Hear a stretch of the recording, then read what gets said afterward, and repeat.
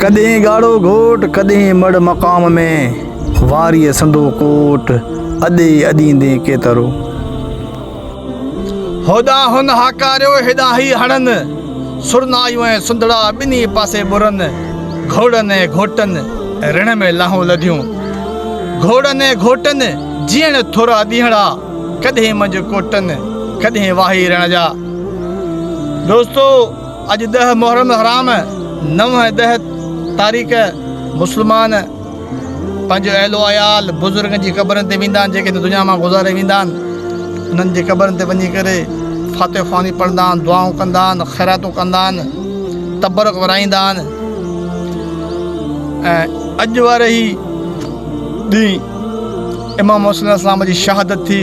हुन ऐं इमाम हुसैन जे साथियुनि इमाम हुसैन जे अहलो अयाल हिकु वॾी अज़ीम क़ुर्बानी ॾिनी दीन सरबुलंदीअ लाइ। असांखे दर्स ॾिनऊं त कॾहिं बि जाबिर हुकमरान जे अॻियां कंध न झुकायो, अल्लाह जे हुकुम खे मञियो ऐं मज़लूम सां हक़दार सां गॾु बीहो।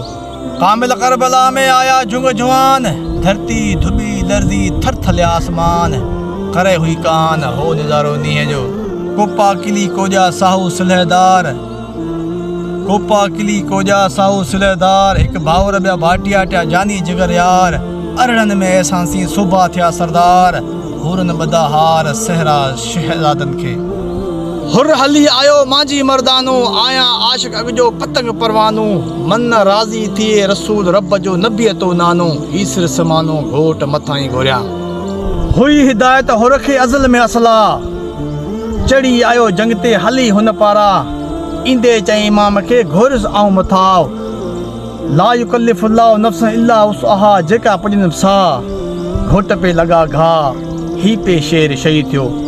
हुर जी क़ुर्बानीअ खे केरु विसारे सघे। हुर उन वक़्तु इमाम हुसैन अलैहिस्सलाम जो साथ ॾिनो। क़त्ल हुसैन असल में मर्ग यजीद है, क़त्ल हुसैन असल में मर्ग यजीद है, इस्लाम जिंदा होता है हर करबला के बाद।